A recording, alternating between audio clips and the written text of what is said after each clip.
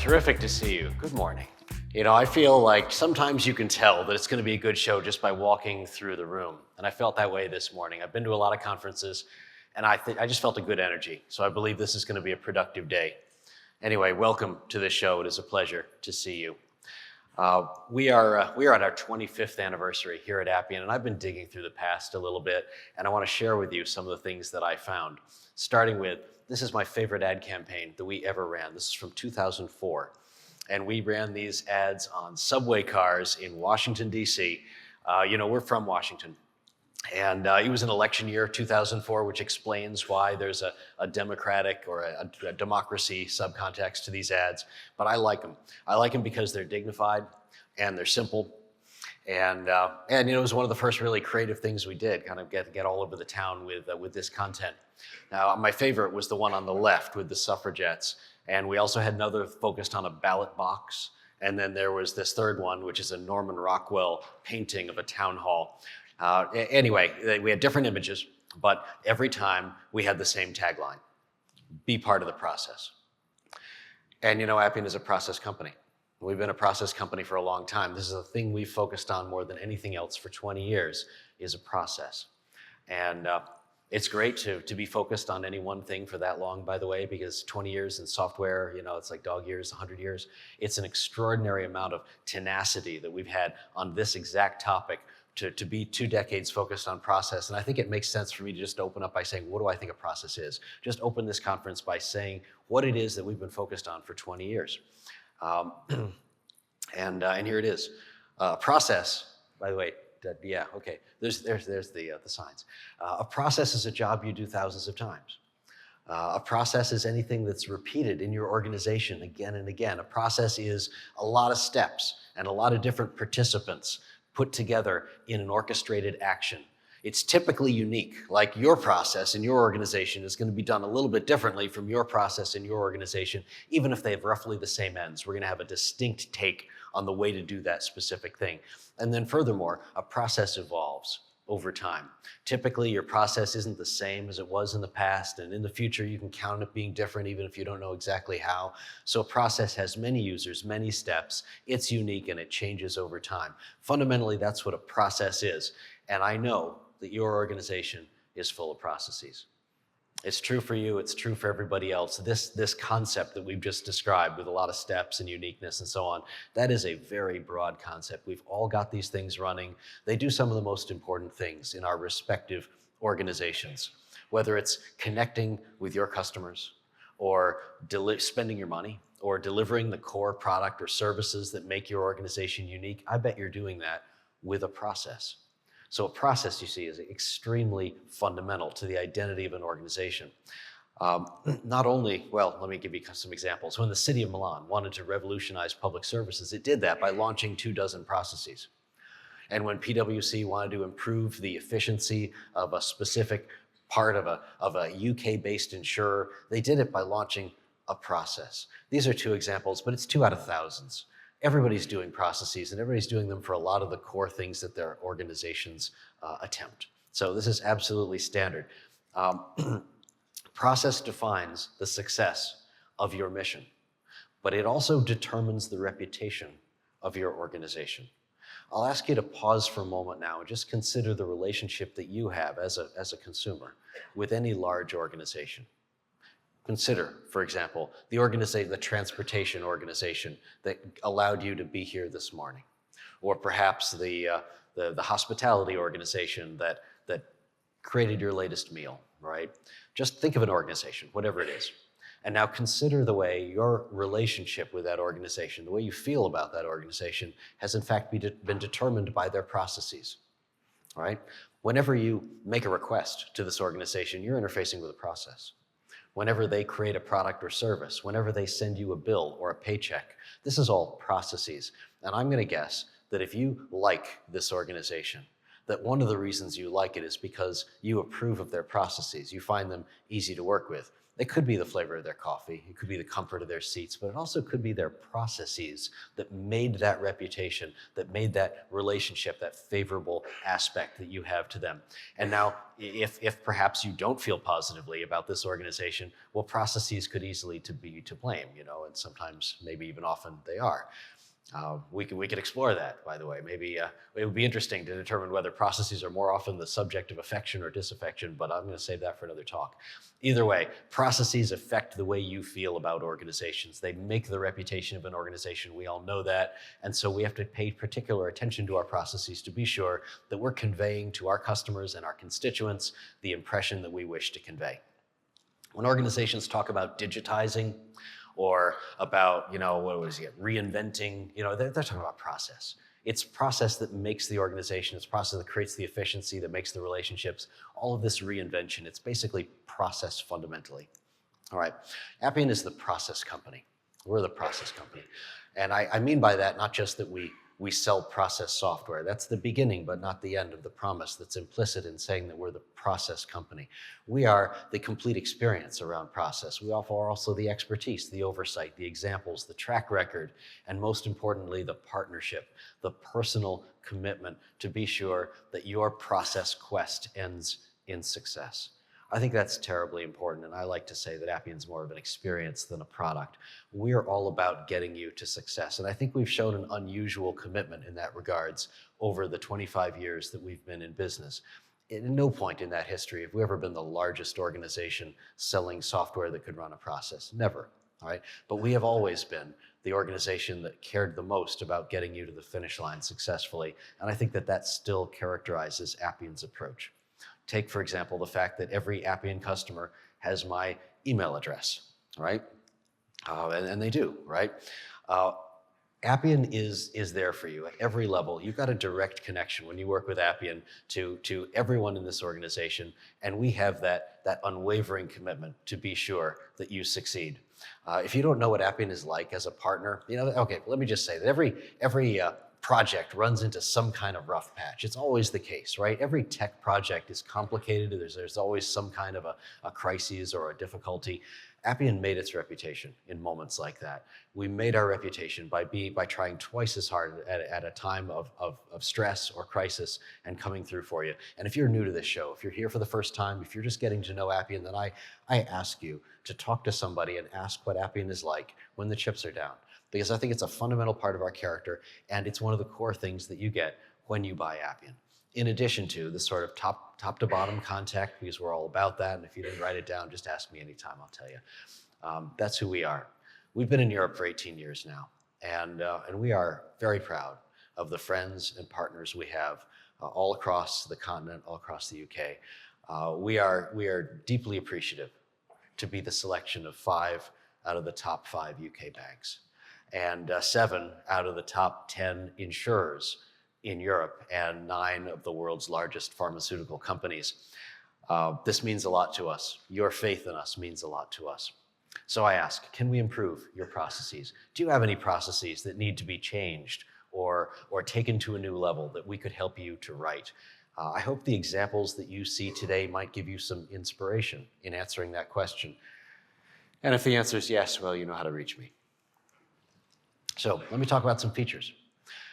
This first one is about massive scalability. Now, you may know that Appian is not considered to be anywhere but the high end of the process market. We're not the cheapest. We never tried to be the cheapest. We're not the cheapest, but we do offer you something extra, and scalability is part of that. We give you innovation and partnership and reliability and scalability, and this feature is all about that. Now, I already consider our scalability to be very strong, state of the art, but we've done something now, and we're launching it this month, that really just leaves the industry behind. This is a new feature called Auto Scale. It'll allow you to run 6 million processes per hour, which really just blows away all the past standards. 6 million processes per hour, and this is 10 times Appian's previous speed record. And our previous speed record was good, but this just blows it away. We rally now hundreds of cores to run in parallel when you need the throughput the most. This new technology will take us to new levels, more than 10 times our previous benchmark. So very excited about this new auto scale feature.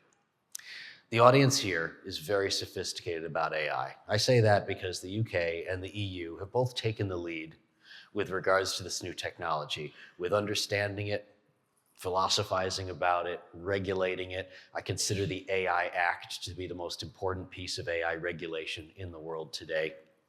There's a mentality here. It's more data privacy-centric between the AI Act and GDPR, right? There's more of a sense that data belongs to the original owner of the data, the source of the data, and is less a commodity to be taken and used by somebody else. I think that's a very healthy instinct. We have a different and maybe more enlightened approach to AI over here in Europe than in the US, where we're largely regulation-free. I love this mentality. I like the AI Act. I think that Appian has more in common philosophically with the European approach to AI than we do with the West Coast of the United States. And so what I want to talk about in this slide is the request that the AI Act and similar legislation is making, and how Appian is more compliant to that than other firms that are in the AI business have shown to be. All right, so the AI Act is unique in one primary respect, and that is that it puts the burden on you. Instead of putting the burden on a manufacturer of AI, it says that the user is primarily responsible for whether AI is used in an appropriate manner. Right? Whereas other legislation, like that California bill that was vetoed, that would have put all the burden on the manufacturer of AI. And it would have said that the manufacturer had to certify in advance whether AI could be used for any dangerous purposes.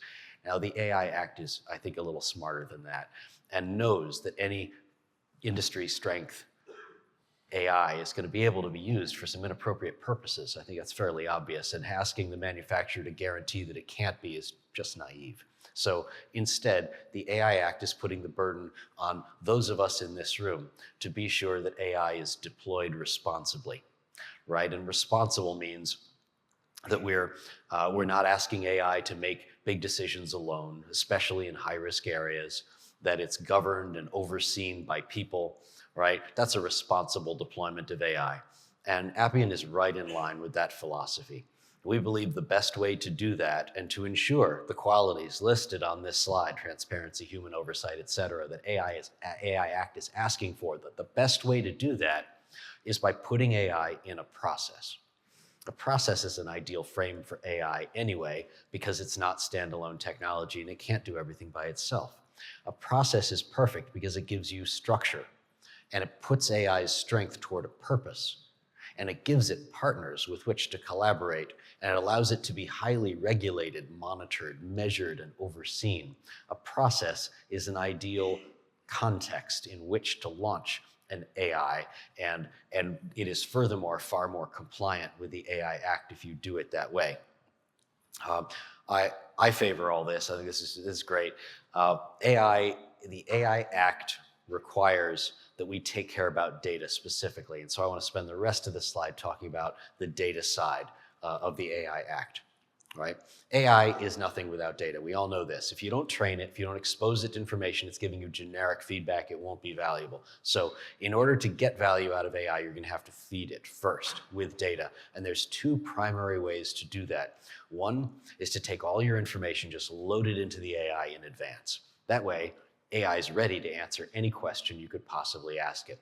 That's one way. The other way is to wait. Don't train it at all.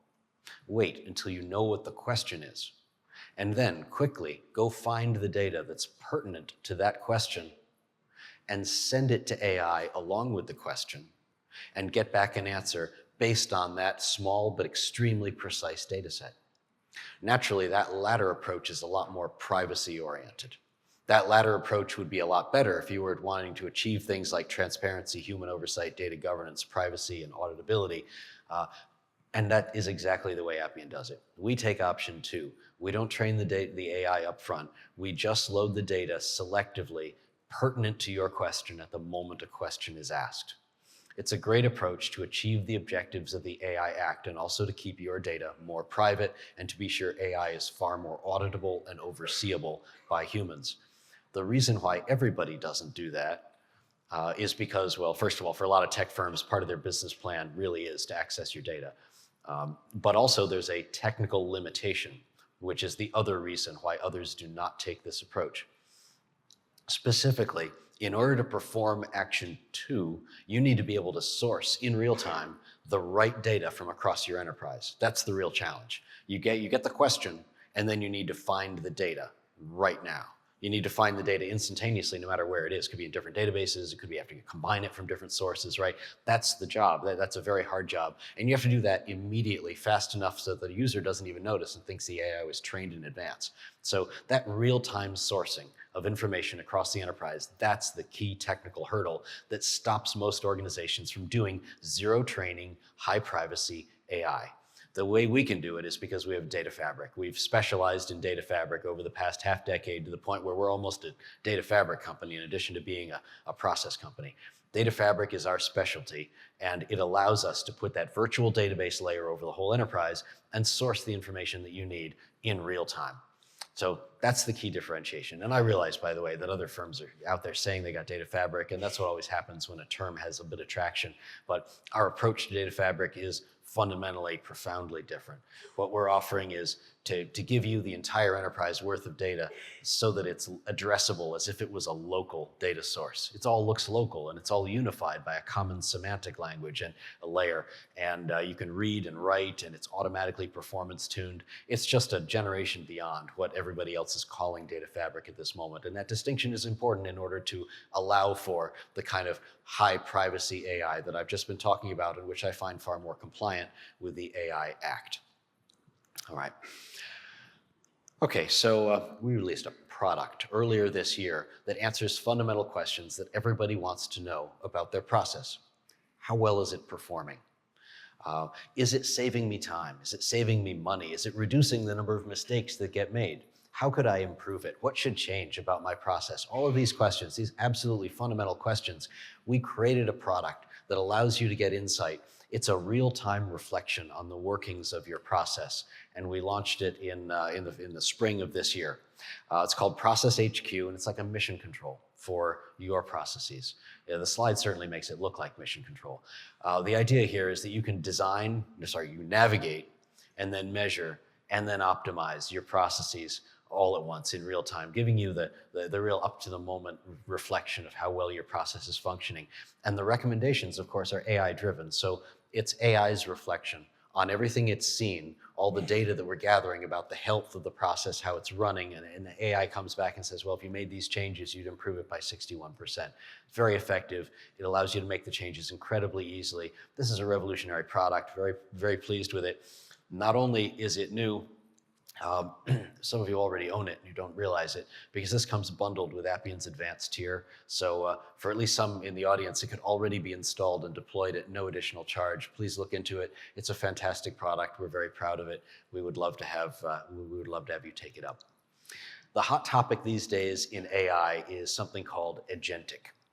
Now, agentic means taking AI beyond being a question answerer and allowing it to take action on its own. That's basically what agentic is all about. Now, that's fine. It's profound, actually. It's going to have major repercussions. It's a big idea. However, if we don't give agentic structure, we're going to find that it is inefficient and ineffective. And if we don't give it oversight, we're going to find that it could even violate the AI Act. So agentic is a great idea, but we're going to have to be careful about how we use it in order to get the best of it and also in order to use it in a compliant fashion. We're going to have a lot more detail later in the proceedings about Appian's unique approach to agentic AI, but I'm going to spend just one slide telling you about our 3 primary differentiators, the things that Appian brings to agentic that are different from what everybody else will bring or does bring to agentic. 3 things. First of all, AI is only as smart as the data that you serve it, and paired with Appian's data fabric, agentic is far more powerful than it would be if it were attached to only one database. Because the agents can reach out across the enterprise and pull data from everywhere that the virtual database fabric has been touching, that you've got so much more data at your fingertips. A smarter AI is a more effective AI. So that's point number one. Point number two is that when agentic takes action, it would take better action if you gave it a structured, powerful process that it could launch. If you give it a menu of processes and sub-processes that it can kick off, then you've got a far more powerful agent, capable of making more profound and far-reaching change without having to take risky and improvisatory actions. So having a kind of a dashboard of powerful actions agentic can launch makes those agents a lot stronger than had you just unleashed them to try to do some things. All right, being in a process makes agentic a lot stronger than if it wasn't in a process, giving it that set of things that can trigger and start. And then finally, the feedback that makes agentic smarter. We were just talking here about Process HQ. Process HQ is a product that allows you to monitor in real time the results and progress of your processes. Well, that's a great data set for training your agents, your agentic AI. We can take the success and failure, the quantified outcome of every process, and then use that to feed it back in as training data to make the agent stronger. So those are the three primary ways in which Appian's approach to agentic is superior. You may not know this, but before Appian came to Europe 18 years ago, we built our reputation originally as a product and service provider to the United States government. We built some of the largest applications in the history of the government, literally some of the largest. And we had millions of federal users. And we worked eventually in all 15 of the cabinet level agencies in the US government, right? And then over time, of course, we branched out and we came to Europe 18 years ago, and we've grown a lot, and now we're working in 20 different countries in the public sector, 20 different countries, and in 300 governmental organizations around the world. And I'm just exceptionally pleased with that, and it's a long legacy for us. We are still focused on the public sector. In fact, some of the work that I'm proudest of in the history of this company has been for public organizations, including the ones on this slide and others across Europe. This is one of the best things that we've ever done as an organization. With that, we're ready to start the program. I just want to wrap up by saying my appreciation for our speakers who've gone out of their way to share with us their experiences.